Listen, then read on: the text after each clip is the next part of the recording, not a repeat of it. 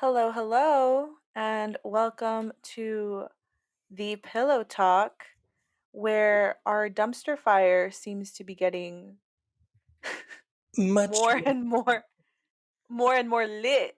lit. Litty. Um, Oh my god. I am never going to be tired of doing that. I know.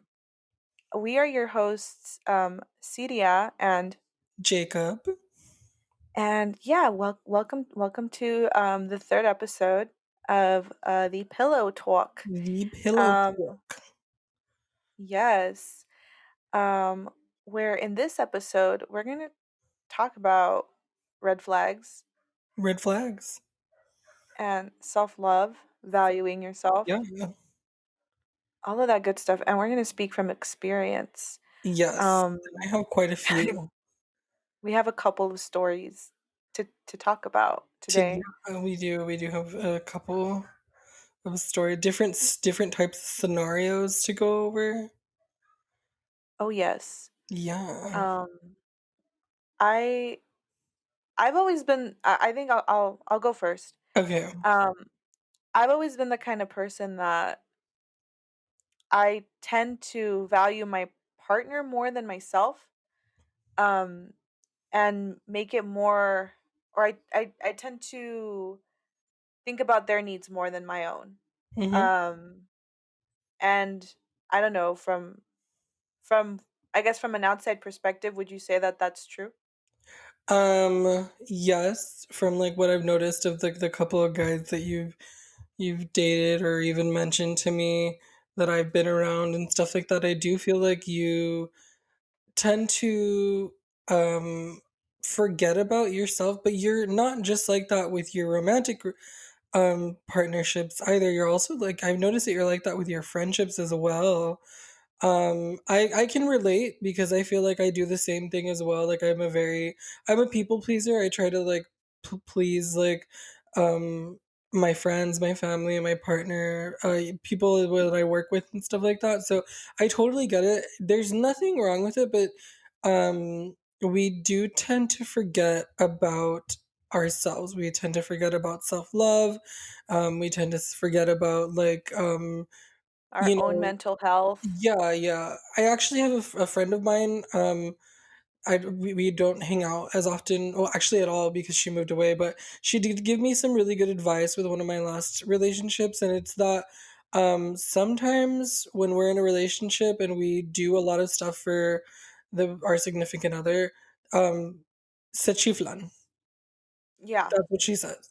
She said like such like they he get like spoiled. yes, they get spoiled and they're taking and then they they forget to also give back because relationships are about mutual satisfaction, I feel like. Yeah, um it's like a like you're both mutually loving each other, and showing that. Mhm. Absolutely. um I do see that in yourself, but more than just your romantic relationships, I do know that you do that a lot with your friendships as well. But I also know that you are really good at doing self-love things. You're like the only person that I know that like will take time out of her day to go and light some candles and drip some oils and some rose petals in a bath and just and I know I've called Well, you. I'm a Leo. I'm a Yeah. Leo girl.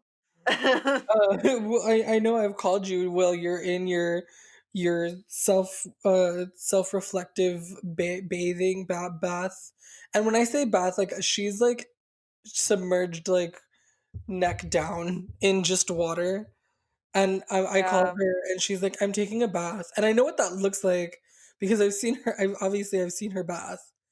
Oh, Like yeah.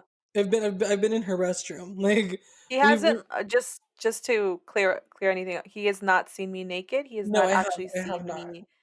I've taken some tasteful, Snapchat pictures of me Yeah, taking a bath, or did you just see my legs?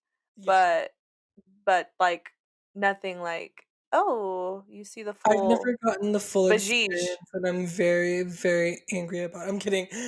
I would never. I'm too No, young your for that. eyes would literally melt out of their, I like, feel like I sockets. would just take my claws and just pull them out. Like Yeah. Yeah, literally. Yeah, don't. No, no. It's like looking into the sun. You will go blind. I think that's just for me, for, like, gay men, for gay mens. Um, Gamins? I in no way hate women. I don't feel like am I a misogynist? Should we talk about that? I don't I don't think you are, but that is like I think we're gonna talk about that in a future episode about gay culture and Uh-huh. like all about that because I do feel like some and I speak from experience Mhm. because I've experienced it. There are some gay men out there that are like low key misogynistic. And I think that's You say like low key, but somebody literally got mad because you took a little while to get ready. Like, and by get ready, I mean she was getting in her makeup and doing her hair, and somebody was straight up like getting mad about it. And I kind of just to talk back to touch back base on self worth. Like we get into makeup not to look good for other people. When I do my makeup, and I think we've talked about this before, you also get into makeup so that you feel good. It's like a oh yeah. self-love thing. Like it's not has nothing to do with um, wanting to put on the makeup so that way other people can think of you in a certain way. Like no, you do it because you want to, and so that way you feel good about yourself. And I like that because a lot of people tend to, I feel like a lot of people put on makeup or a lot of marketing tend to show off the makeup industry as, oh, this is something that will make you look good for other people. When in reality, you Yeah. should be doing it for yourself. Like, skincare, on the other hand, just a little tidbit. Like, I feel like skincare is always marketed towards like it's a part of like the self love like journey. Like when we do Yeah, skincare, self-care. yeah, self care, like stuff like that. It's about making yourself Even if feel it's better. even if sorry, Jake. No, it's okay. Even if it's like small things, just Mhm. like getting a lotion that smells good Yeah, and just putting it on your skin or getting your nails done, like or just doing like a manicure on yourself or a little pedicure at home yeah, or just little things that can make a difference. Not necessarily like, of course if you don't have the means like to do all these like fancy schmancy like, luxurious things. It's you don't even have to. It's sometimes it's literally just getting up in the morning and taking a shower, yeah. washing yourself, and doing that. That I know a lot of people that like, that are going through like depression and anxiety and that just getting up from the bed is like so hard in of itself. Yeah. And just getting up and brushing your teeth or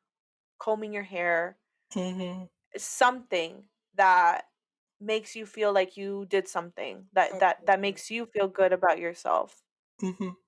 Yeah, no, I totally agree.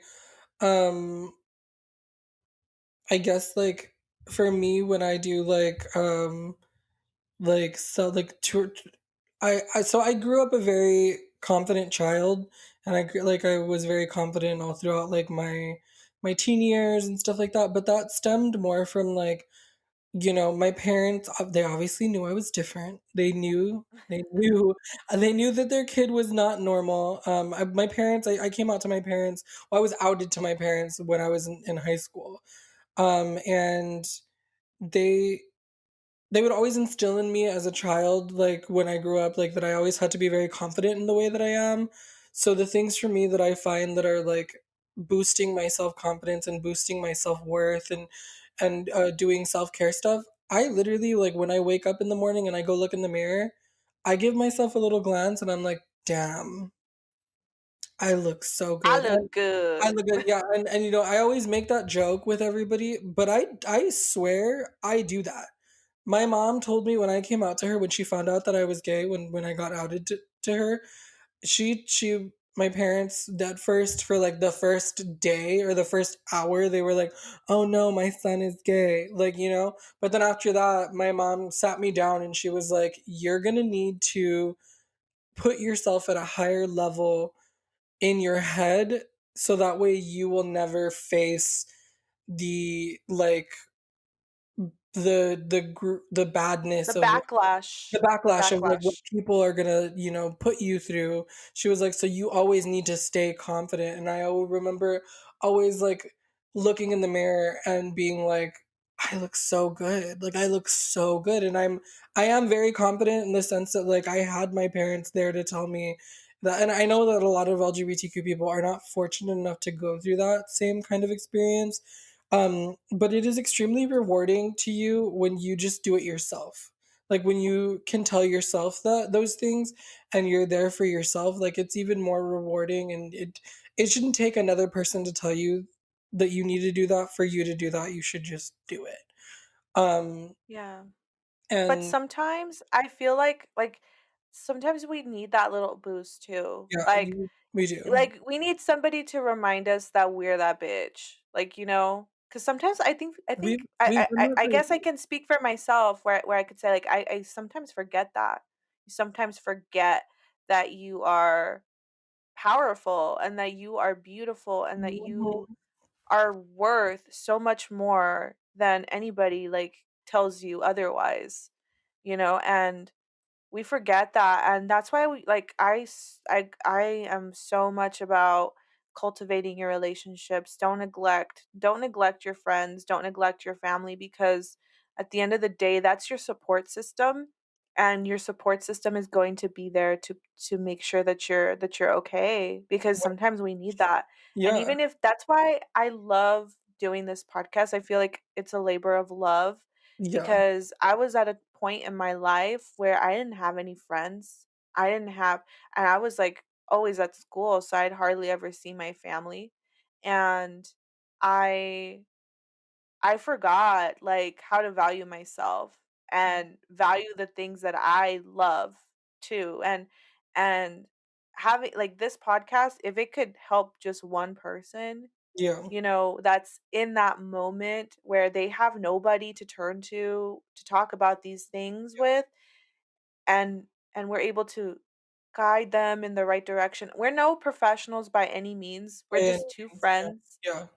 talking about our experiences and what we learned works. Mhm. So, you can take it with a like grain of grain of salt, but um try implementing something that we maybe, that you feel like resonates with you. Um, Yeah. try it and see, and let us know. Let us know if it's helped you in any way. Um, Um, yeah. so my mom, I don't know if it's just something that naturally has come to me, but my mom has always told me that she sees me as that type of person who can literally just go up to a group of people and just start talking to them and just and like I have that like the gift of gab as they say and I have that like, The light. gift of gab. Yeah, that's what she says. It's like What somebody is that that? it's somebody that like talks, but they are very confident in the way they talk, or at least that's the way I perceive it because that's the way she explained it to me. I'm I'm Um, googling it right now. you're googling the gift of gab. I think it has The gab. ability the ability to speak with eloquence and fluency. And I that's do, on Pillow Talk. and that's on Pillow Talk. I do. Mhm. I guess that's exactly what it is, and I don't know if it's something that has always naturally come to me or if it was instilled in me as a child, but I remember at my earliest stages, like, and I think it was, you know what, that thinking back on it now, I think it was something that was instilled in me by my family because I remember being in kindergarten. Mind you, this is the earliest that I remember feeling an insecurity was in kindergarten because kids Wow. at that age, 6, 7, whatever kindergarten ages. I forget because I haven't been, it's been a while since I've been. Yeah, they're cool. Like I was told that I It looked all started in ugly and kindergarten. as a kindergartner. Yeah. As a kindergartner, I was told that and people like the kindergartners would be like, "No one's ever gonna wanna be with you." In Oh my kindergarten. god. But, like, be In with you, kindergarten, like, girl. how? Like, be your friend or, I don't know what like they were like no, they literally, like I remember being in kindergarten and there were kids already being like, "Oh, I'm dating, like, so and so." And I was like, oh my "You're god. Y'all 6, didn't waste any you're time. 7, like, what are you doing?" And I remember having, like, little crushes on, I had my first crush on a boy when I was actually in 1st grade. In kindergarten, I had a crush on one girl, and then I remember Oh! no, yeah, no, and then it's really so awkward to talk about. I had a crush on one girl, but then a teacher a teacher's aide, like one of those, like, college, like, uh, there for work study teacher's aides, like, walked into Yeah. the room, and I was like it was a male teacher's aide. Very tall guy, long hair, dark hair, brown eyes, like, walked into the room, and I was like, "He's" He's my mans. yeah, he's like I was, like, thinking, like, "He's what I think I should be thinking about girls as." And that was, like, my first thought of, like, liking a dude. Before that, I had a crush on this one girl, and I remember I got her to say that she liked me, and it was all for nothing. Oh. It was all for nothing, Oh, obviously. jeez. No, yeah, it was all for nothing because it turns out that I was a flaming homosexual, and I realized I was a flaming homosexual when I was in the 1st grade, and the first guy I ever had a crush on, I remember his name no, I shouldn't say it, never mind, I'm not gonna say it. Anyway, Dead. uh I he was like the traditionally like cute 1st grader, I guess, like whatever like back then I thought he looked cute and I had a crush on him. And I say that with air quotes. I'm saying that with air quotes. But I didn't know what the fuck I was doing. But I remember going and telling my mom and she freaked out and she was like, "Don't say that out loud. I don't want your dad to find out." And I remember all of this like Oh my um god. yeah, and you know, back then my parent we went to church and stuff like that, so obviously they were fucking preaching a sermon not to be gay. So that's probably why she was like that, but it wasn't until I got older that she was like, you know, like whatever, I don't care. Like, you know, like she's better about it. But I remember having that crush and being told that I was not attractive enough to even have a crush on anybody. Wow. And this is Same. and it was, like, really weird. So, I thought like, thinking looking back on it now, I was kind I don't know what the hell my kindergarten class was thinking of or what my 1st grade class was thinking of. I remember my insecurities went from stuff like that about, like, looks and stuff to even being, like, insecure about my own, like, ability to do schoolwork because I had this one teacher that in front of the whole class, she called me slow. Oh And my yeah, god. and it turns out I had dyslexia growing up as a kid. I still have it. I still occasionally like I get that. And if you have dyslexia, anybody that has dyslexia, you know what it's like to read something. You have to go through and read word like letter for letter, word for word. And that's what I would do when I was reading classwork. When I was reading anything, I struggled so hard. Jamacia? Can you not? Oh my god. Jesus, I'm like, That's yes, one of the it is. examples. That's one of the examples. Like I read Jamaica as Jamacia, and I was like, but look. In my defense, that the so what we're talking about, I'm gonna explain myself because I'm pretty sure everyone's gonna think I'm a dumbass. Um, I had Oh my ordered god. something from the UK. I ordered some makeup from the UK. Shout out to Beauty Bay. Um, I'll probably never get sponsored by them, but I'll continue to shout out their yeah. Shout out to Beauty Bay. I was tracking my order and I noticed that it said I read it and it like I read Jamaica and it said USA, but then I was on the phone with Cydia and I was like, "Hey, like, is there a Jamaica in the A USA?" You said there is there a No, I said, Jamaica? "Is there," I was like, "Is there such a city or, like, a town called Jamaica?" And she was like, "What are you trying to say? Like, spell it out." So I spelled it out, and she was like, "Jamaica?" And I was like, "Is there, like, a province or, like a territory in Jamaica that's like, a part of the US?" And And I it was like, turns out "No, no, yeah, she was like, Jamaica "No." owns Jamaica." Jamaica owns Jamaica. She Googled it. I Googled like everything like that we had to do. And then it turns out there is a Jamaica, USA. It's in New York. There's a town in New York called Jamaica. That's why I thought it said No, Jamaica. it's not a town, it's a It is, neighborhood. okay, it's a It's a neighborhood, but neighborhood it's called there. Jamaica within Queens in New York. Okay, well, it was there, and that's where my package was going through. Anyway, now that everyone thinks that I'm an idiot, I read Jamesia because I was reading it as, like, with my dyslexic ass read Jamesia, okay? Like, oh my god. But yes, I remember having an insecurity about my, like, ability to I'm even not do helping right school. now, You're actually. not. You're, like, you're pushing me Sorry, down sorry. into the dirt. I feel like I'm back in 1st grade. No, I'm kidding. I remember, like, the teacher I'm sorry. I'm the so teacher sorry. literally made me slow in front of the whole class, and my mom came and bitched her the fuck out. Good. She went Mom, mama bear she on her. my mom went and complained to the principal. She was like, "If you don't have my kid removed from that class and moved to another one, I'm gonna go to the school district, blah, blah, blah, blah, blah."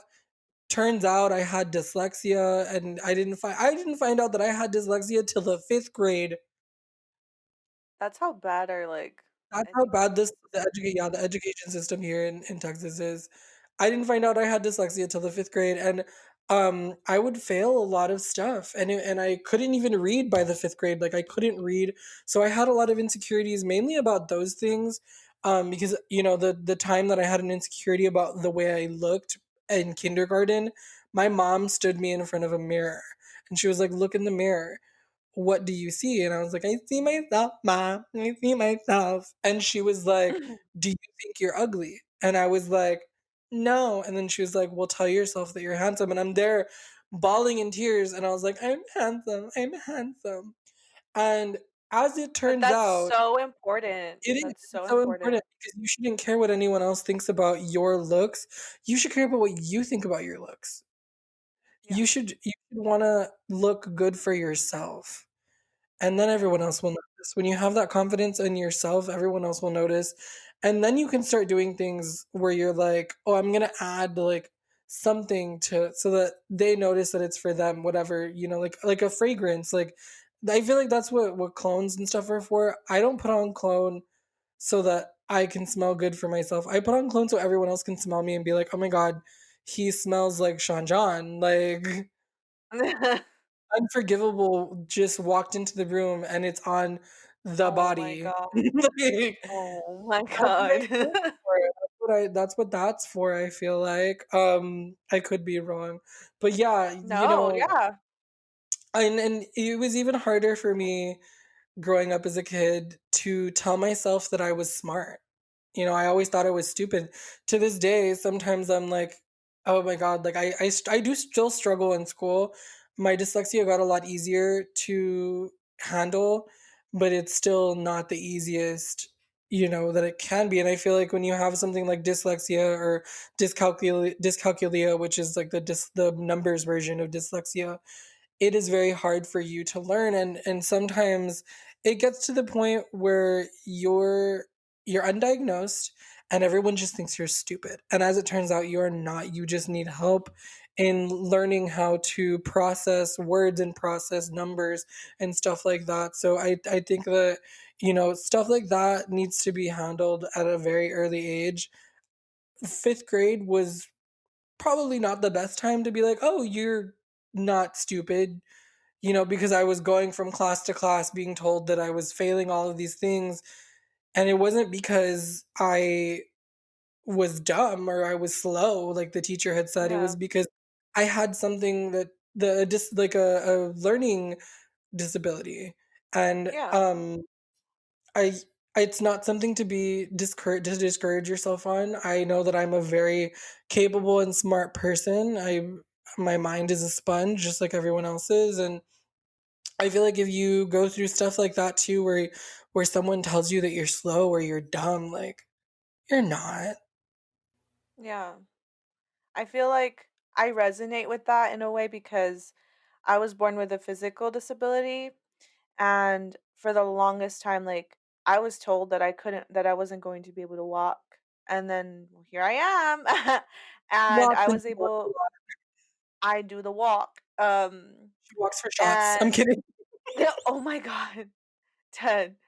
Um, but yeah, I was, like, told in I would get, like, mercilessly bullied in middle school and because elementary school, like, I think the kids knew, they're little kids, but they knew that I was different, but they didn't, like, shame me for it.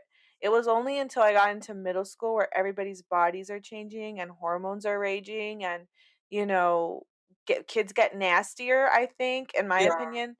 things did get a lot The worse in middle school. I agree with that. Yeah, and with having a physical disability where it's a clear like my feet were born inwards, so I got surgery to correct it, and I basically my whole life up until kindergarten, so I was like 5 years essentially, 4 or 5 years with casts on my legs and my feet. So I couldn't develop my calf muscle normally because of the casts that I had on and the braces and stuff. I was literally like, "Run, Forest, run," like, literally. So, I my calves were not developed, and when I was in middle school, they were still very skinny. It looked like I'm it looked like I skipped leg day. And, I joke about it now because I feel like now I've reached a certain level of confidence at this point, Mhm. to be like, "You know what? I'm not the messed up one. The messed up one were the people that were teasing me about it and that were making me feel like crap Yeah, because I couldn't help it. That's just how I was born, So I I thought about it in that way and I've made my peace with it already, I think.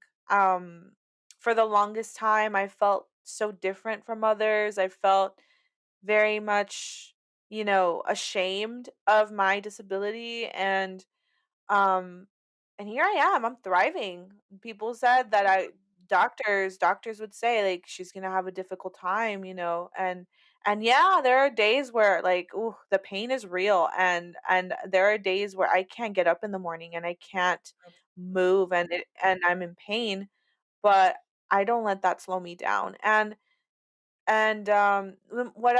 whatever our listeners are going through, whatever it is, this too shall pass, and you will yeah, you will get back up. it You gets will get back better. up and you will get better. Yeah, I know that there is like that toxic positivity thing that people are talking about where I am so for positivity, but not invalidating anybody's experiences. If you feel like you can't get up, that's fine. But at least try to do something in that day that won't make you feel like shit because at the end of the day, like, I went through depression, I've went through anxiety, I'm going through that right now, and if mhm, I do at least one thing, just one thing that makes me feel somewhat productive in the day, I feel like that whole day wasn't for nothing and that I absolutely. didn't waste it. So that would be like my contribution to what you were saying right now, that I'm like, yeah, I relate to that hard. There was these girls in in gym class. We were playing kick. What is that called? The where you kick the ball and it's kickball, right? Kickball. Like, is it like It's baseball, but with like a red yeah. rubber ball? It's like baseball but with like a ball where you kick it. It's kickball. Kickball. Okay, sorry. I'm like not good at sports. So or Hey, neither good at identifying sports. Um, so we were playing kickball, and I was at one of the bases, and this was like in middle school. I think it was like 7th or 8th grade. And I was wearing like, the shorts like for, for PE. And I would hate getting dressed in front of other girls because I always felt so self-conscious.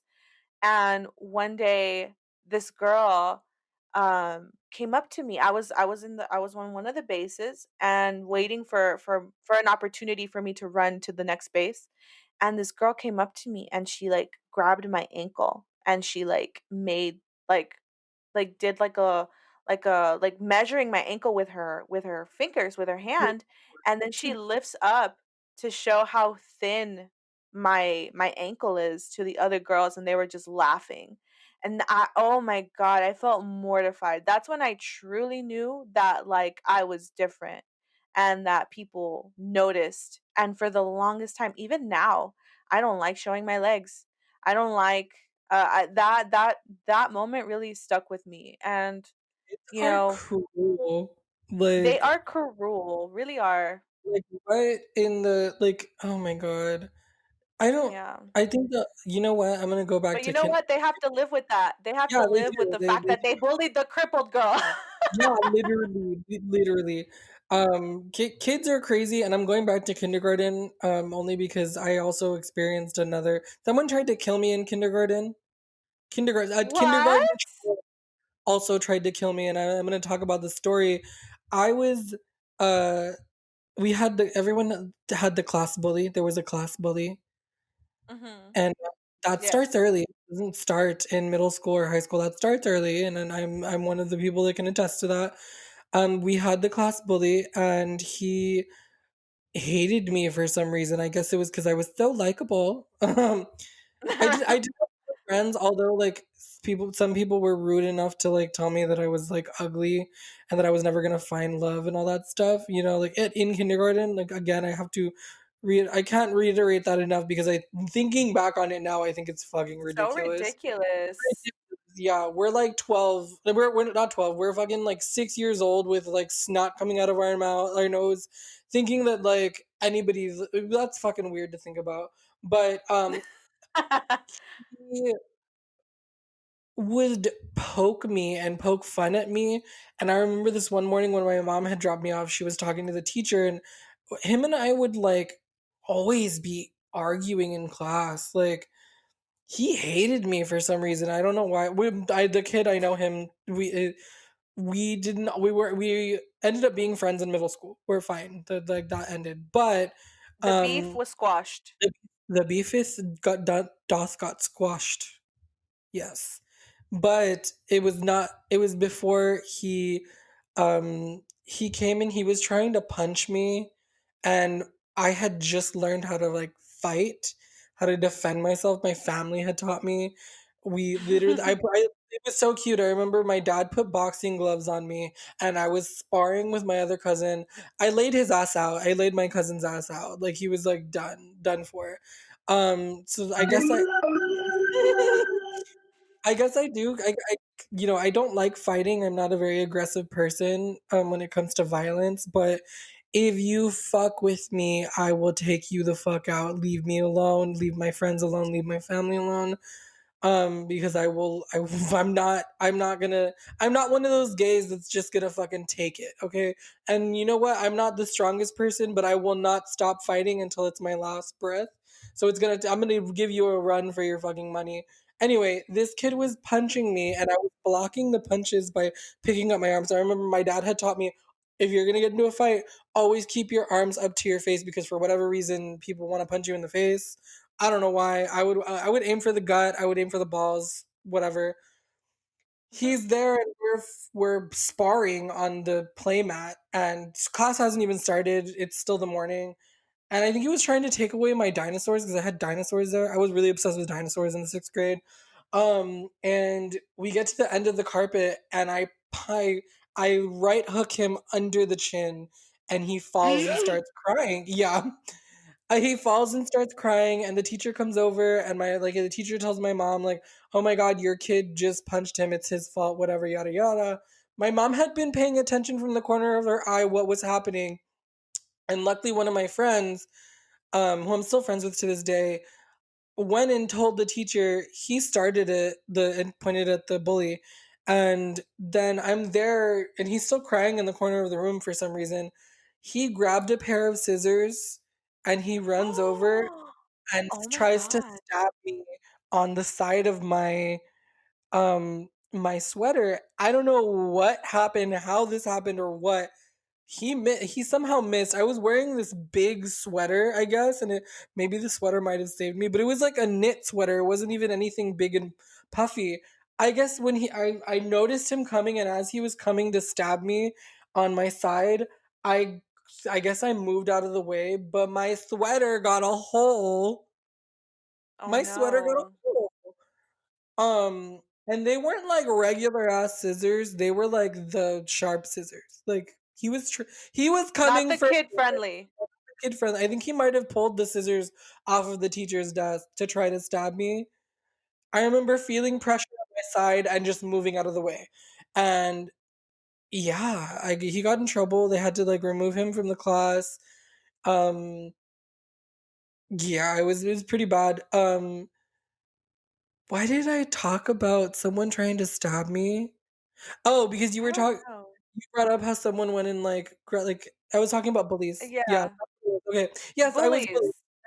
I was bullied in kindergarten. Following that, I don't remember ever getting bullied again until oh, I remember in middle school. Since you brought up middle school, in middle school, that was the next time that I got bullied, and it was by an it was by another gay guy, and it was because I was still struggling with my sexuality in middle school. I don't know who the fuck knows anything about their sexuality in middle school, but I'm there talking to one of my friends and he comes up to me and he starts bitching at me and I was like, "Are you gay?" And he was like, "Yeah, I'm gay." And then what? And I was like, "Oh, I'm just asking like if you're gay, cool, whatever." He was like, "You're not gay?" And I was like, "Well, I don't know. Like I don't know what's going on. Like I don't know what I like." Oh my god, were you in the closet? Well, I remember I had been told by my mom that I That shouldn't you like couldn't. shouldn't Yeah. like boys. So I Okay. was there Okay. struggling from like 1st grade up until I think like I was like 8th, 7th or 8th grade, like, what do we do? You know, like type of thing. And it wasn't until finally in freshman year that I was like, I'm gay. Well, actually, I came out as bisexual to everybody in my friend group. I was like, I'm bi. Because I noticed how the gay guys in high school would get treated. They were bullied, and I figured if I came out as bisexual, then no one would fuck with me because they were like, oh, he still likes dudes, that's fine. I mean he still likes girls, that's fine. Um, I never dated a girl. I pretended to date 2 girls. One of them, her name was I'm not should do I even say No, names? no, don't say names because then I have to edit it. Okay, I dated 2 girls. One of them, it was for sure fake. Like, she knew that she was my beard, and she was my beard to my mom, and then the other one was I, like, was still struggling with my sexuality, you know, and I tried it, and remember kissing her on I remember kissing her once, and I was like, "Ew, this is gross." Like and then we broke up 2 days later. Yeah. Um, I'm sorry, I'm having way too much fun with these, like, sound I clips. love the sound Sorry, clip. y'all, I'm sorry if I'm being annoying, but I can't You're help not. I love that. it. Literally, it adds such flavor. Saborcito. Sí, sabrosito. Dame el chile, quiero el chile. Oh my god. But but you see how, like, all these experiences made us who we are right now, and I think Literally, you know what? yeah, I really wouldn't have it any other way. Like, I really would not change anything because I feel like those experiences, although I'm not saying, like, "Oh, kids should be bullied," I'm not saying that at all, but I'm saying that that made me get, like, tough skin, like, thick skin. yeah, I feel like if a bitch would come up to me now and do that, same. oh, Pobrecita. Well, if anyone tried to come up to me now and try to stab me, more than likely it'd be a real knife and I'd be dead. Like, or I'd at Oh least be my bleeding. god. Like, I'm fortunate enough that when we've gone downtown and I'm in full drag, in the South State, we live in the Bible Belt, you would have thought that, like, I would have been already beat up for being gay and a drag queen, a cross dresser. It still hasn't happened, and I thank God every day that it hasn't happened, knock on wood. Um, but I've been catcalled instead. Like, and just for those of you who don't know, I don't do regular drag. I do bearded drag. This one time, I think Celia, you were there. I was catcalled in full drag with my Oh, yeah. beard and everything. My beard, like, what man is fucking catcalling? Why would anybody think that? But I think it was I mean, because of my maybe body. they were gay too, I don't You know, know. I literally It told him, could I was have like, "You know been. what? Good, right?" And he's like, "I'm straight, but you look fucking hot." And I was like, "Ah!" Come again? Um, so, yep. Well, okay, like, I will say this, in drag, I do have the feminine body.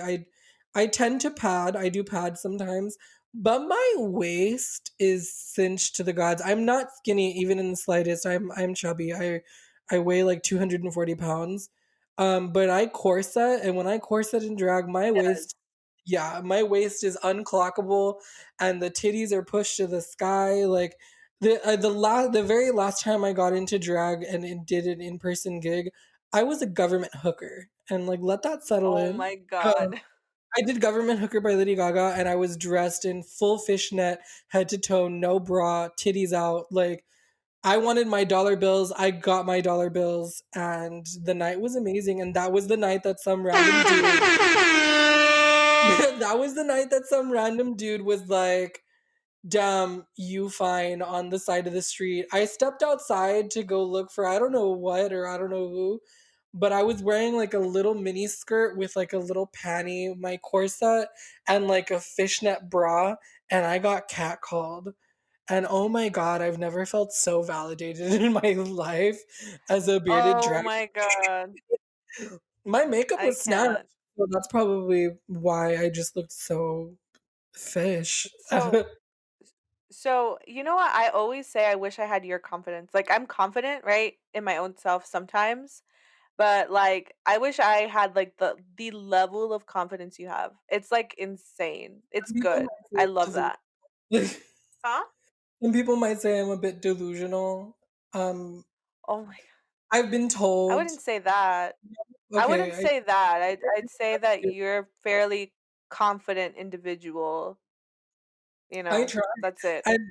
And mind you guys, like I don't have brows right now. And for the past like what it's been for the past like 2 to 3 years, I've had Almost no year. Yeah. almost a year. I feel like it's been two, maybe three. Because I started I started shaving the tail end off. Right now I'm at a nub.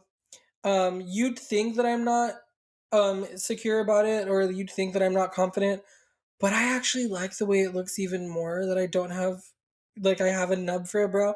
My only insecurity is my parents are always being like, "When are you gonna let your growth go out?" They're obviously they're from a different time. They're not that old, but they're from a different time and they don't understand me getting into drag. They know that I do drag. They accept that I do drag. They like that I make money off of it. For the longest time oh, you know what? I'm not even gonna bring it up because we're gonna talk about that in another episode That's where it's, like, all about drag talking about my and insecurities, your so I'm not being your against. spiritual journey with drag. Um, So we'll have plenty of time to talk about that I'll have topic. plenty of time to talk about, but right now, what I'm gonna bring up is my parents are always like, "When are you gonna grow your brows out?" My when I get into makeup, my family's always like, "You look fine without the makeup. What are you putting the makeup on for?" And I don't think that they understand. One, it's not for me to look better or for me to look good. It's an art form to me. Getting into makeup and doing drag, it is an art form to me. I don't do makeup to make myself look better because I already think I look fucking phenomenal. I have cheekbones for days. Like, for day I have really nice cheekbones, and this is not just me being delusional or confident, I've been told by several people on several occasions that I have cheekbones for days. I have, like, really good cheekbones, but my insecurity is when I start getting into makeup, and I don't know, it doesn't even cause anything to me. When I start getting into makeup, when I start doing my everything, and when I take it all off, they're always harking on me or harping me? Is that what it is? What do you mean? Like, they, like, are always, like, not teasing me, but they, like in a negative way, they're like, "Stop doing that," I guess. Just My like they're just parents teasing are you. yeah, I guess, like, my parents are very flip-floppy. They accept me in the sense that I, like, do drag, but they don't understand it, and I don't think they fully, like, are there yet with being able to understand what it is, and I have dreams and I have aspirations in drag. I have my, like, normal life, like, dreams and goals that are very achievable, and then I have my other goals where, like, I'm gonna be on a, like, on a reality TV show as a drag queen, which, by the way, if you are planning on doing drag, don't do it. Like, I'll Oh talk my more god. about it We'll talk in we'll another talk more video. about drag and all that stuff. Yeah, Um, but but going back to valuing yourself, we clearly have learned, the both of us, how to value ourselves. And even absolutely, then when you forget, because I forget. I don't think Jacob forgets, but I do. don't. Uh, No, you know what? oh Okay, my god. okay, I remember why I brought up my parents. The other day, Oh my I was god. sitting in my kitchen with my family, we were eating dinner, and, Mhm. um we were talking about my boyfriend and how awesome he is with me and stuff like that, and then I remember somebody brought up cheating. I don't know. Oh, I think it was my they were joking around with my brother that he cheated on his girlfriend or whatever. But they brought up like cheating and I was like remembering I got cheated on. One of the red flags that I ignored was that my ex-best friend and my one of my ex-boyfriends were always wanting to be with each other, and I thought in my head, "Oh, my ex-best friend has a boyfriend. He has a boyfriend. They were gay too." So I thought in my head they're so in love with each other that like nothing would ever happen. So I didn't care for it to happen like if they were hanging out. Um he still cheated on me with him, and that should have been a red flag. Since now I feel like this is a good time to segue into red flags since we've been talking about self-worth this whole time.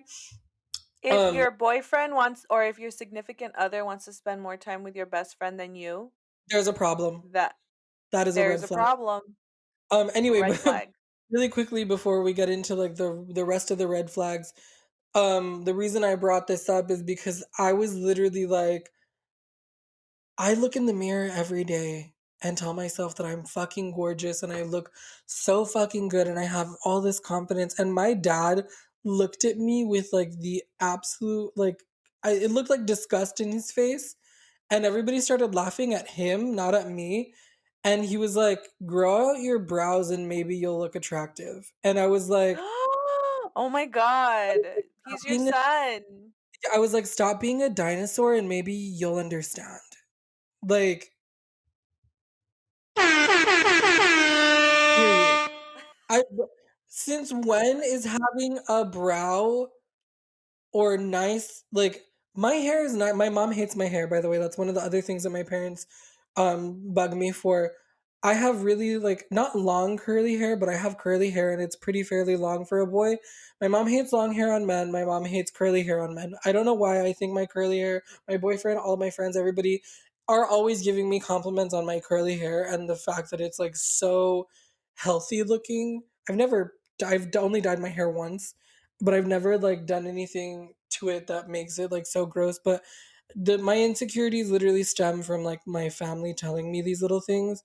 And after that day when I told my dad if you weren't a dinosaur, you would understand what I'm going through and like how I feel so confident, because literally no amount of like anything of the way I look can make me feel like I'm not confident. I will always feel like I'm confident. But if my parents tell me, it doesn't even have to be anybody else. Like nobody has ever taken my confidence away. By the way, um, Many have tried. many have tried, and I'll get into another situation that happened where someone did try to fucking try it. But we'll get into that in a bit. Um, I was like, "You know what? Now from now on, I'm not even gonna care. If they tell me something about my hair, I'm gonna be like, it's my hair. What? Or they're my brows and they're always gonna come off. I'm not gonna stop shaving them." Like, and to me, I feel like if I continue to have that kind of confidence, if I do end up ever having a spawn, I'll be able to instill that in my child. A A what? A spawn. spawn? Oh my Yeah. god, like an animal? I A, love that. a spawn of No, but honestly, when you like, if there are any parents that end up listening to this podcast, when you the way you speak to your children really does affect their sense of like how they look at themselves because initially we come into the world like as a blank canvas, you absolutely. know, and you want to paint the most beautiful picture for your child so that way they can see themselves as beautiful because as you know we either gain confidence from within ourselves, which is, I think, later on in life, sometimes that's what happens.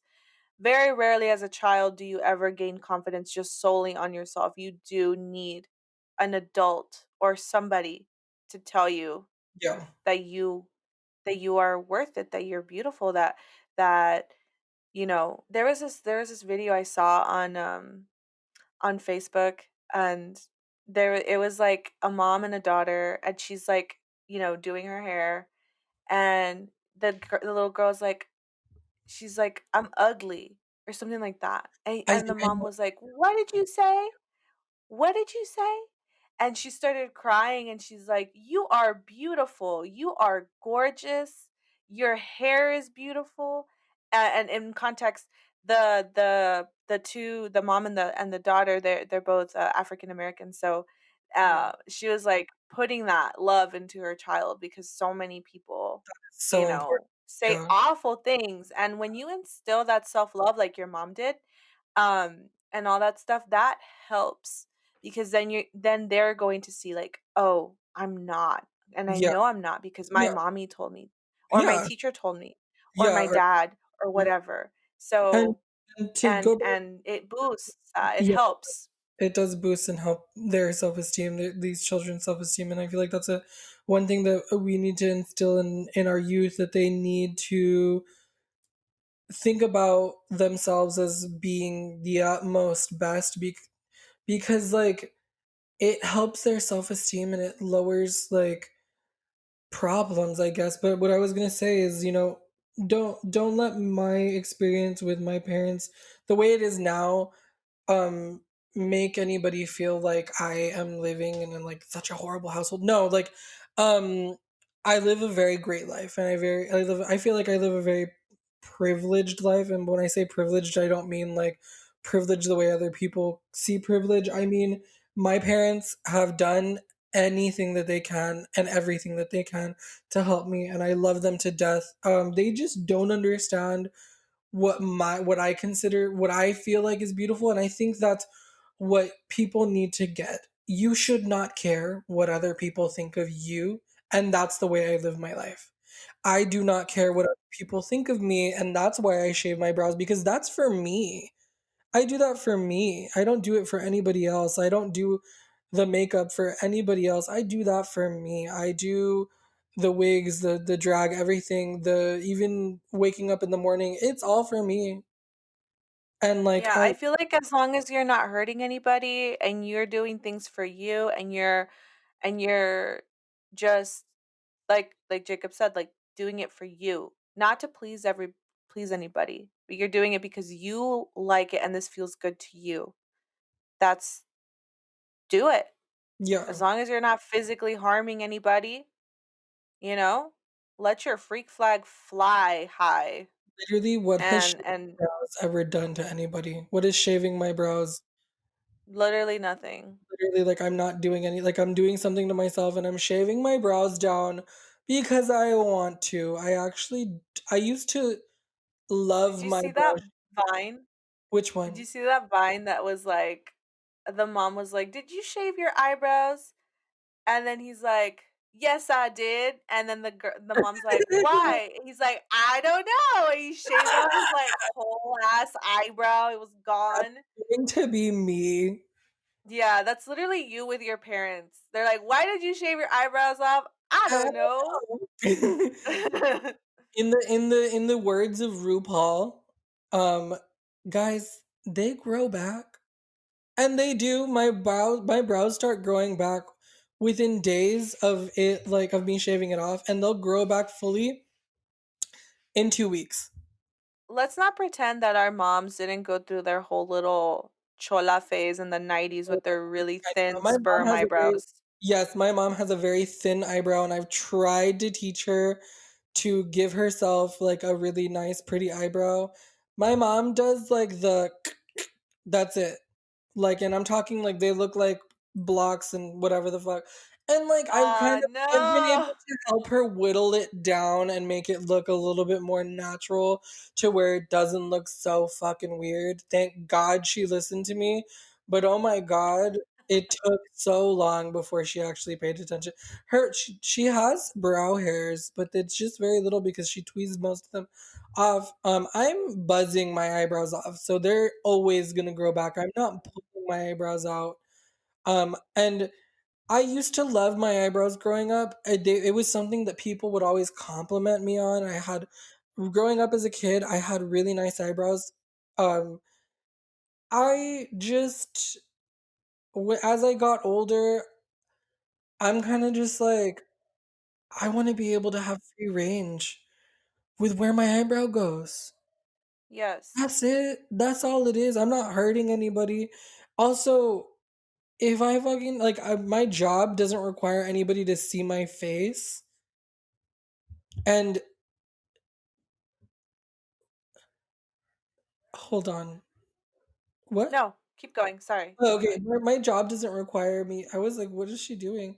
Um my job I doesn't was like, "No, never mind." okay, we'll talk about it later.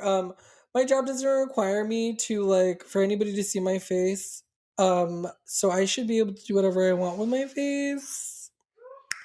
Anyway, back Yeah. to red flags. I just pulled up an article. Oh yay. That's what I was, like, signaling. I was Oh, signaling, like, a flag. I was like, "Red flags, let's do back, red flags." back to red flags. Um, so according to Self.com, Mm-hmm. for red 24 relationship flags you should never ignore.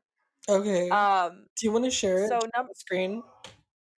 um, I looked it up on my laptop, Oh, okay, okay. Never mind. not on my computer, but it's okay. We can bounce off the what I'm saying. Okay. So, number 1 is they can't stop telling you how perfect you are. And it says for this person doesn't really see you as you.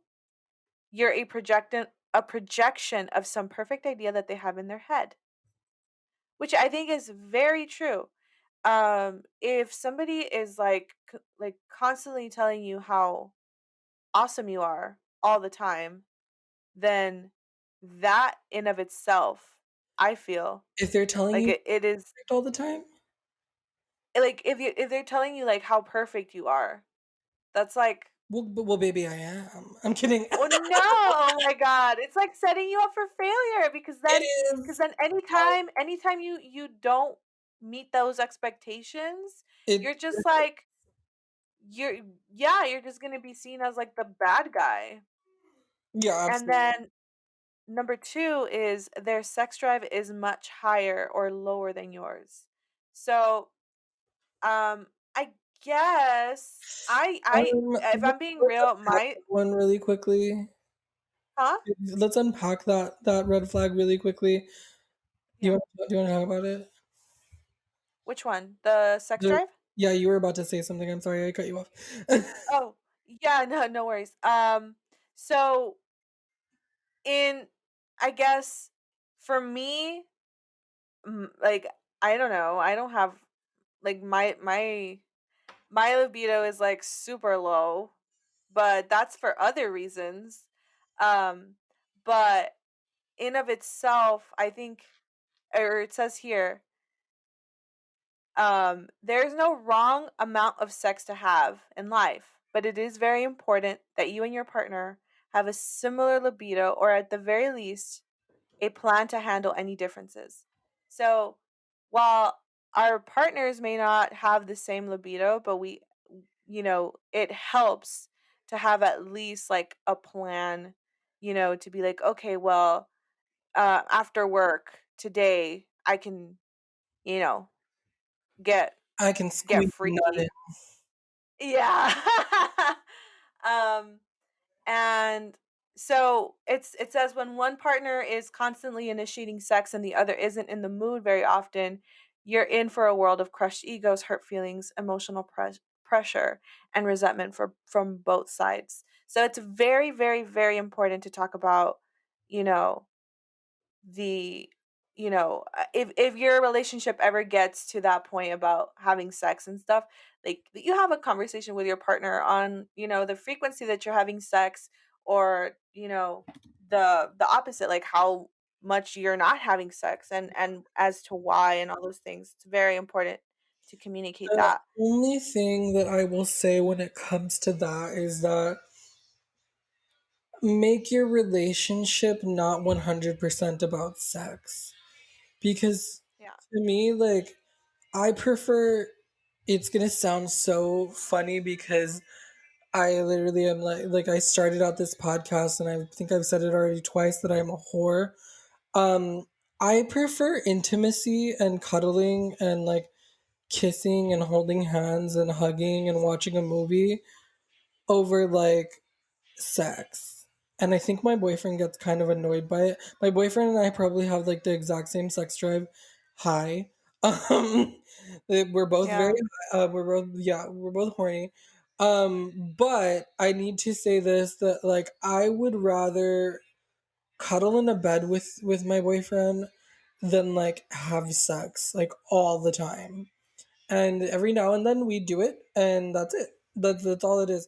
Some people, I will say, they can't have sex, like, some people, that's not their priority because of stress for some reason or because of other things that might come along, and I don't think that that should have been something on that list. I feel like sex, intimacy and stuff like that, they're very different things, but they're things that like I feel like can be worked out and they shouldn't be considered red flags. Like it shouldn't be a red flag that your boyfriend doesn't want to have sex with you. It just means that there needs to be a conversation that's had. Yeah. It's not like a big deal. I feel like putting That's sex. why I said like if you that's why you need to have that conversation with Yeah, your I partner. definitely You know agree. what? This article's from 2015. Let me try to find like a more Yeah, try to recent find it. article. And while you try and find another recent article, I'm gonna go ahead and talk about a few of the red flags that I ignored in some of my like relationships that were like,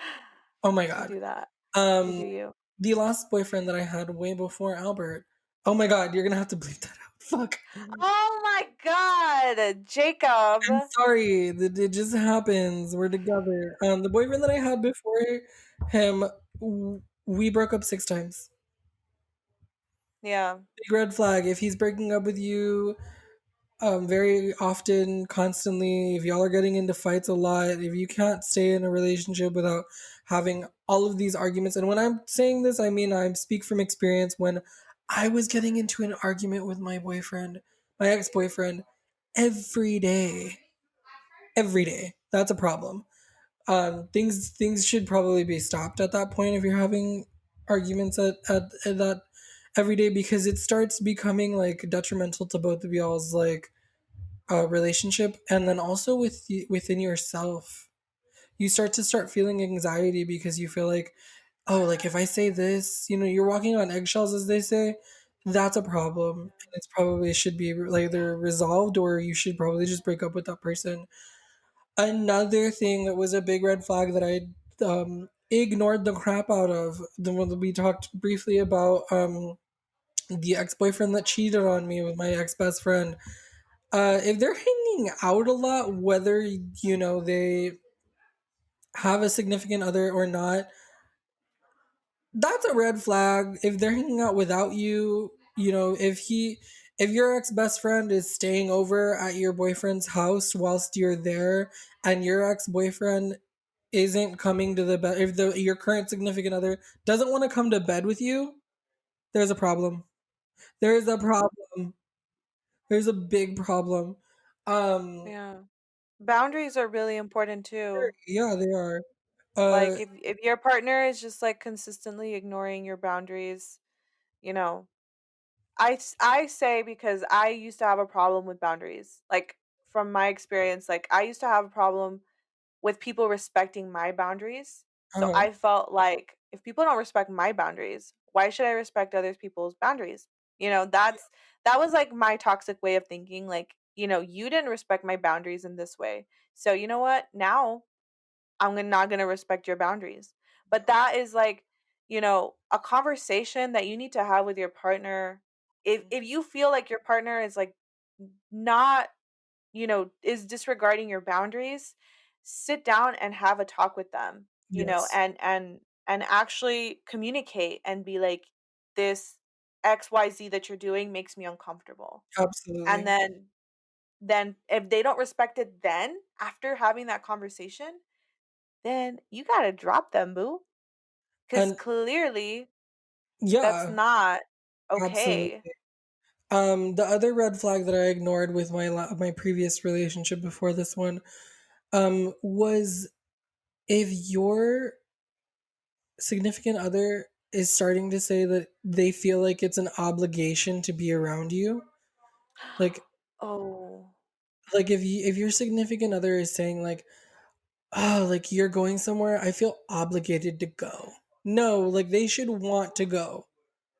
Like, yeah. if they want to be in a relationship with you, they'll be there with you wherever it is that you want to go when they invite you.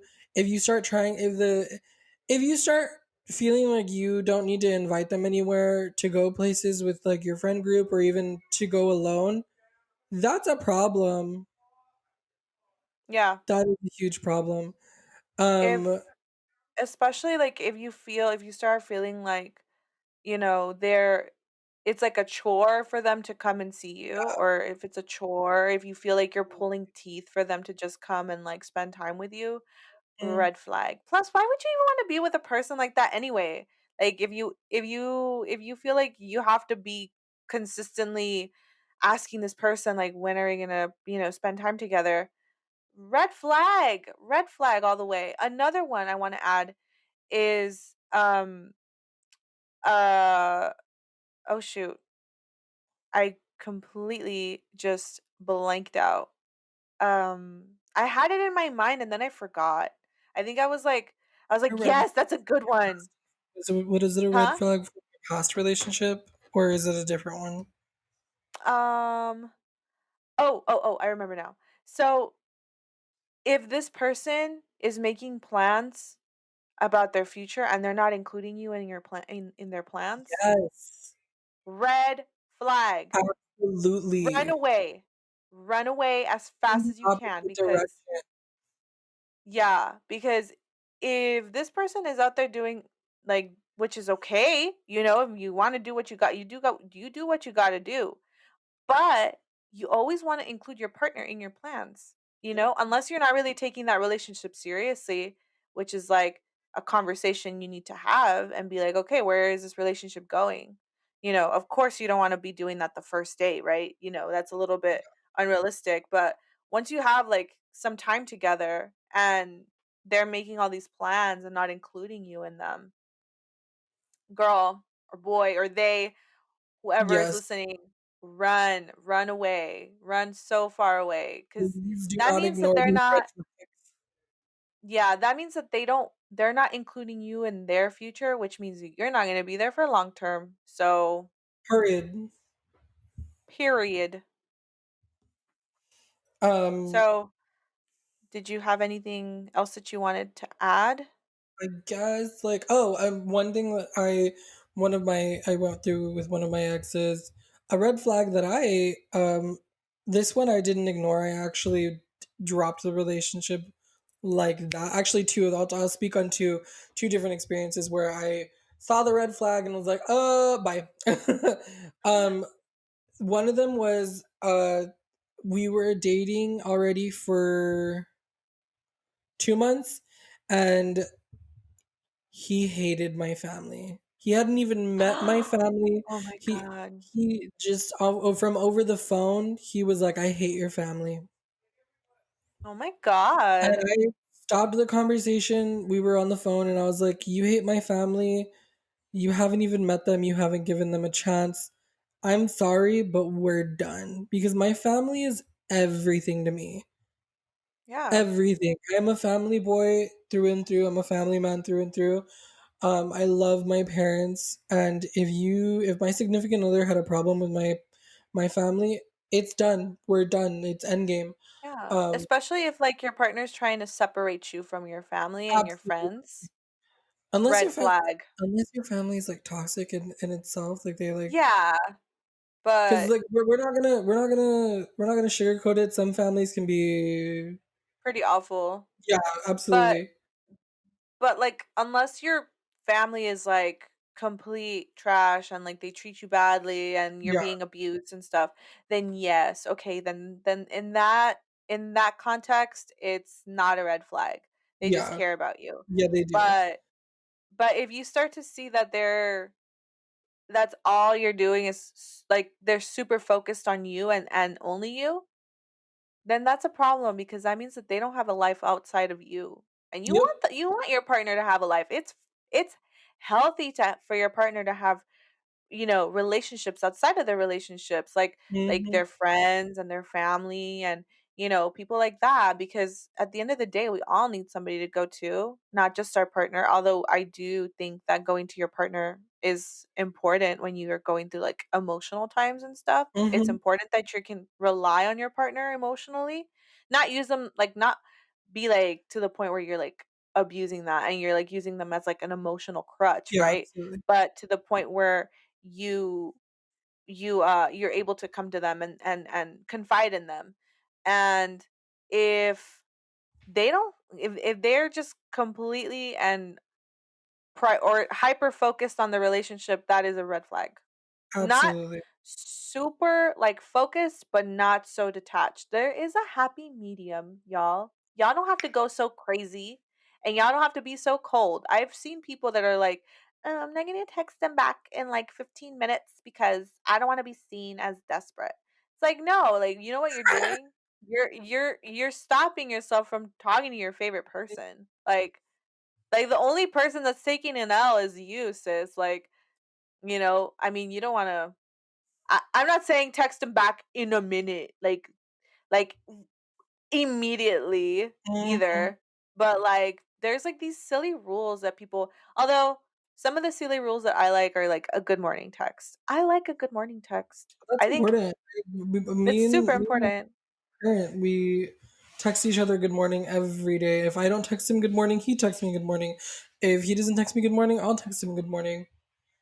And Yeah, like it's important. It's very important. I feel like it validates that this person actually wants to talk to you and wants to be there with you. yeah, and that they care. Yeah, that's what that is. Everyone, everyone wants validation in a relationship. Absolutely. No, it doesn't matter who you go to. If they don't want your validation in a relationship, and if that means that they don't really care to, I feel, in my opinion, they don't really care to be with you. Because if I am the kind of person that, I'm giving you my attention, making sure that you know that I want to be with you, that is super important to have, just for a confidence in a relationship is like super important. And also another red flag I want to say is um people invalidating your feelings. So don't ever, Yes. or gaslighting. They gaslight you and Yes. they make you think that you're the crazy one when you're not. Um I'm not crazy. and overly critical people too, that criticize everything you do, that nothing you do seems right. Nothing you do is enough for them. Like You're literally reading everything. me to filth. That's like my last relationship to a T. The last two things that you've said stabbed me in the heart. I feel like this is like literally what my ex told me, that he felt like he always had to like that I he felt that I was like asking a lot from him and that it was never And enough what he did. that was complete bullshit. And I felt like, like really bad because I was like, "Oh my god, am I this person? Did I ask for a lot?" No, Even during you like did. the quarantine, I of course like, areas of going to places and stuff are limited, of course, but just spending time with one another, I think that spending time with one another and a good morning text. I don't think I asked for a lot, but I like to be uh accountable for my behavior. I am very Me much too. accountable for my actions, and I don't like to think that I'm a perfect saint and that nothing I do is, I can't, I'm an angel and I can do no wrong. I've done some pretty like messed up things in my life, and I've done Same. some pretty messed up things to my partners and stuff like that. But I've always tried to to hold myself accountable, and if I and in my power, if I'm able to remedy it, and if I'm able to or given the opportunity to make it better, I will. I it's so crazy when you're just looking at it from another from their perspective, and or from you're only looking at it from your perspective. You have to take a look and see from all around, Yeah, uh like subjective or objectively, so that way you can, check on yourself, because not only can the red flags come from your partner, but you can also be the perpetrator in establishing these red absolutely, flags. So it's absolutely. good for you to to take a step back and evaluate yourself and be like, okay, am I being low key, you know like inconsiderate or manipulative or invalidating, or I'm not respecting boundaries, or I'm not doing this, and Mhm. hold yourself accountable for your actions too, because it's very easy to put the blame on other people, and it's Absolutely. very and but when you put the blame on other people, you better look back on yourself and see, okay, this is where I messed up too, not Mhm. just that person, because when you do that, you are just, you know not growing as a person. You're not Right. growing as a person. You're not growing as like, in your relationships with people. I'm so happy that like I went through what I did, because at the same time like I grew I feel like I've grown so much from Mhm. that relationship, and now I hold myself accountable for things. I take responsibility for my actions, and I try to be a better person every day. And you've seen me at my lowest, and Mhm. you've seen me at my best. And sometimes it takes for you to be at the lowest of the low to really see and appreciate when you're at your highest high. So I totally agree. it's very good to be account to take accountability. Absolutely. Um and um Um, the other red flag that I wanted to talk about really quickly, um, mhm. I got hit by one of my exes. We had only been together for, I think it was 3 months. We were in public. I got hit in public. In public. Oh Um, girl. and when I say hit, I wasn't punched, I wasn't beat or anything like that. But the reason I decided not to ignore this red flag was because if this person was so willing to hit me just this one time, who's to say that they're not going to do it again? And what if like this Right. time it's like it's even worse? So the situation was like this: we were in the library, and I was with my best friend, and he was with his best friend. We were hanging out. He was sitting next to me, and for some reason, his friend, I guess, was trying to instigate some shit, and turned around and told him to look. Oh my God, look at that guy. He's so attractive. And I was like, what the fuck? Mind you, I'm not a very jealous person, so I was kind of like, whatever. But my friend looked at me like, what the fuck? So I was like, it's fine, whatever. So like my friend, she turned around and was like, Jacob, look, like that dude, he's really hot. My friend was trying to do the same thing. And I turned around and I look at the dude. I didn't even get a chance to say anything or even look at the dude. My face got grabbed and turned back over to him, and he told me, you're not supposed to look at anybody else but me. And then he slapped me. Whoa. Whoa. And he didn't just slap That me. is Yeah, he slapped me. And my best friend at the time, we're still close, me and her, but she fucking was livid, and she was like, "We gotta go because I'm about to rip some ass." She was like, "I'm about to fucking take this dude the fuck out. Like he's dead. Like done. Period." wait, And do I is this the person that I know that I think you're talking about? whom? Whom? You know who. The last one? No, no, no, no, no, no. Oh, okay, then that's This not was him. this was Okay. way back when. Okay. Yeah.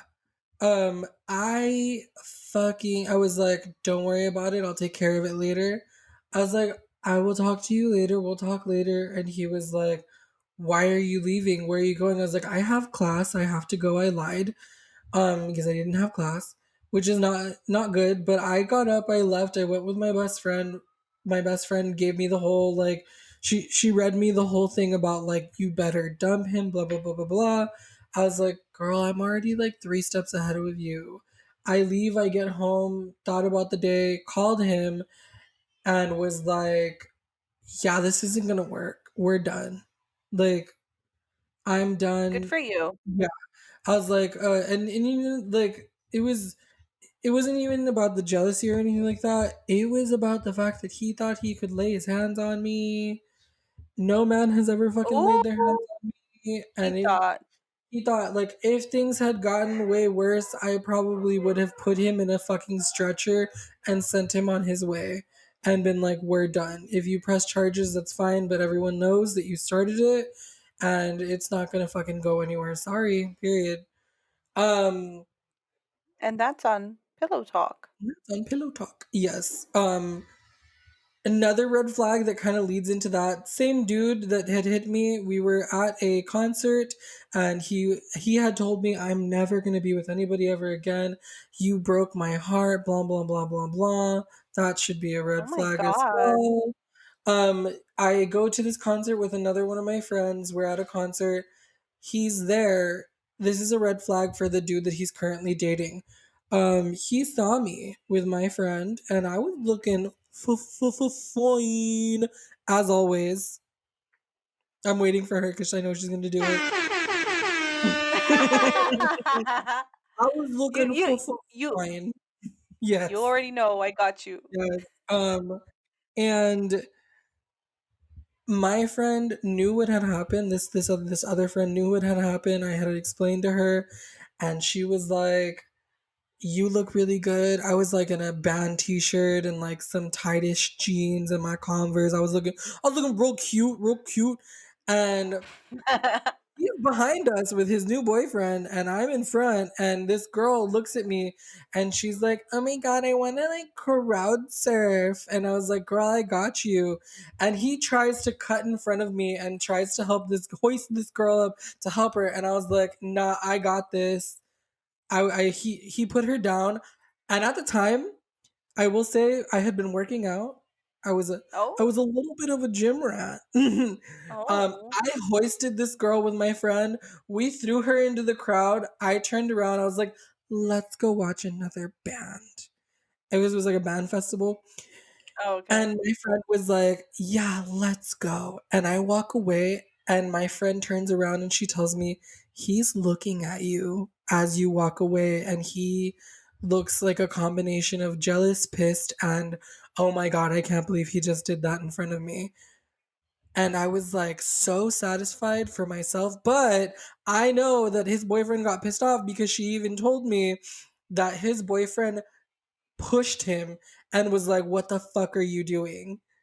Oh my That god. should be a red flag. That should have been a red flag for his boyfriend.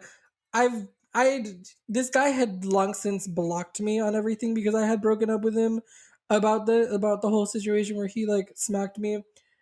Um I have friends that keep tab on my exes for me. Oh my god. No, They're that's still not together. They're cool. still together. I Okay, I that's don't have good, I yeah, guess. like I don't have friends that keep tabs on my exes for me. Like as like a, oh, I need you to tell me what that person's doing. No, I have friends that are like, hey, remember when you dated that guy? They're still like, what, with like that. That's what it is. Oh, Like, okay, okay, I see. yeah, I'm not actively being like, hey, what's going on? No, people just kind of tell me. My friends just other friends just kind of tell me like what's going on in their lives, and I'm just like, cool beans. Well, it's good to know these things, right? It's good to recognize the red flags, physically abusive, not respecting boundaries, invalidating your feelings, being manipulative, uh, Absolutely.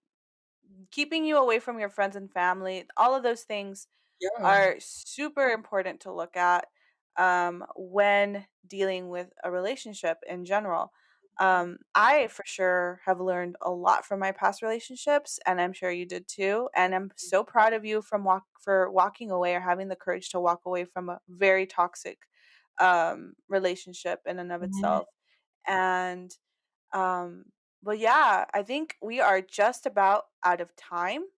Are but right before we do, we still have like right before we cut this off, we do have one question on the Ask FM.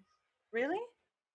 Didn't you say we had I think it was Yeah, one or two questions. we They're a do have a little bit question. they're a little bit odd. They're questions that they're asking of us, like about us, and I guess whoever is listening to, because our first episode podcast is already out On by now, SoundCloud. but But also we by the time I upload this episode, the second episode would have already been uploaded. So, as well. But I think also because we were asking people on Ask FM to ask us questions, I guess people want to know who we are. They want to get to know us.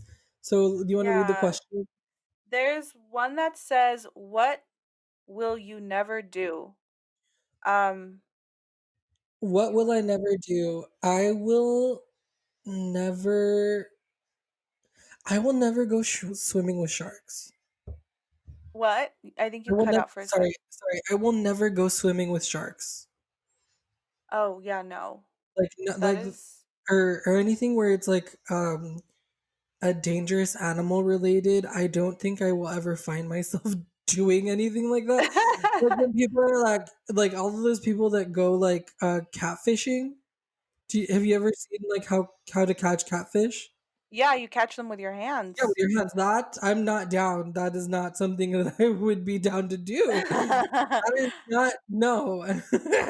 Yeah, yeah, that's crazy. I don't know how people do that. Um, What will you never do, Sidia? wow, I have a lot of things that I would never do. I have a lot.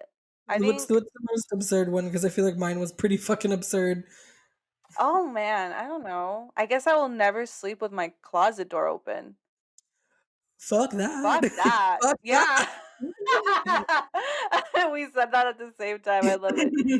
Literally, I will never sleep with my closet door open. I hate that. Yeah. Especially like in the dark with the Well, I ugh, mean, good for you, but my closet doors are broken. It's sort of a walk-in closet. My closet doors are broken, and they're always open. gaping, just Yeah, staring at the abyss. yeah, absolutely. I mean, I have a Sorry, shit ton of them, but you have demons. I I will do. never oh, another thing I will never do. I will never um I guess just to tie in with this episode, I will never devalue myself for anybody ever. Yes. Never. I You will know what? That always be question, putting that myself question did, first. did feel like it belonged in this episode. So because you segued into that, really quickly, what's the other question? I'm like curious. Like I want Oh, we're doing to. 2. I thought we were only doing 1. Okay. I did Um as well. okay, fine. We'll do another one. Um what are you known for in your family slash friends? I'm known for that laugh that you have on a soundbite. That is one thing that I am very well known for, not only in my family, but also in my friend group. And I have to reiterate this so hard. That is actually my laugh. Like, There's like different you have different versions of your laugh, but that's actually a genuine laugh of yours. yeah, Yes. It is. That comes out in sometimes the most inappropriate moments, but Absolutely. we love you Yeah. for it. Um, really quickly, do you wanna give the folks Oh. Oh, dude, yours? I don't know what I'm known for in my I'll friends and tell you family, I guess what I think you're known for. a good Your time. oh your hair. Oh, yeah. Your hair. I Okay, so forgot. I'm sure a lot of you have follow her. A lot of our followers know who Cydia's are, or our listeners, sorry, know who Cydia is. But her hair, for those of you who don't, her hair is glorious. It's luscious. It's luxurious. It's curly. It's big. It's flowy. It's very 80s. She's very well known for her hair, and it's gorgeous. Oh my god, thank you. I love my hair. I used to hate my hair. I used to hate how big and puffy and curly it was, and It's now beautiful. I just love my natural hair. Like, I let it. whenever we would go downtown, I used to love seeing you do your hair, and then Oh my god. you would give like a tussle or like a flip, and I'd be like, "She's here, she's ready, we're going!" Like, because We're ready. her hair is beautiful. Oh my god. My hair is directly connected to how I'm feeling in the day. If I feel like shit, it's most likely because my hair looks like shit. Oh my god. But I love the '80s, so I guess that's why my hair is always so big and fluffy. I It's love and your also thank you. And I'm also a Leo, so I don't know, I think I said that twice in this podcast. We're gonna be talking about astrology too, Oh, so yes, we are. I'm a Capricorn. that's gonna I be live an in episode. I'm kidding. Yeah. She works hard for the money. Um, so for our next episode, we're gonna be talking about just a little like, sneak peek. We're gonna be talking about makeup. We're gonna talk Oh, about beauty gurus, you? the makeup industry, our experience in that industry, Of course. I and can't how wait. those it's gonna be so fun. And also like how like those behaviors that are in the beauty community affect our own mental health and our Absolutely. own actions. So um so thank you so much for everybody who came in and listened in on this episode. This is our third episode. We are so excited to be here, and we're so excited to be here and to help y'all in in some way, whether it be Yeah. small or big. It's truly a labor of love. And do you want to say your goodbyes, Jake? I just want to say thank you to everyone who is listening to us, friend, family, random newcomers, people who aren't even from where we're from. We love you so much, and I'm just so excited to see where else this podcast goes. The fact that we're talking about makeup in the next episode, I cannot wait. I'm so excited. It's gonna be so good. So don't miss out. That episode is going to be on the hold on. Let me so it'll be on the February 1st. That would Yes, February 1st is going to Makeup be our Monday. Makeup Monday, so which is going to be a segment that we might have every other Monday, just like Freaky Friday. So yeah, we're so excited to be here, and we're so excited for y'all to be on this journey with us on this podcast. Like, we don't know where this podcast is going, but hopefully, we will be here for the long run, and So, we will continue to be blessing your ear holes and um oh my god. But yeah, again, thank you so much for tuning in. We really appreciate every single one of you. And absolutely. and until next time, we'll catch you later. Bye guys. Bye.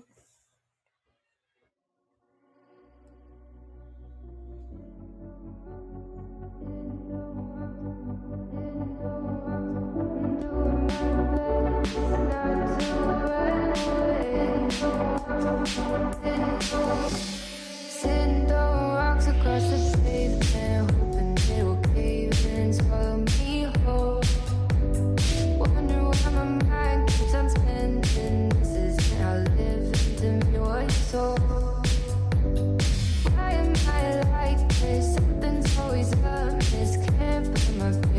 on it, but it's there.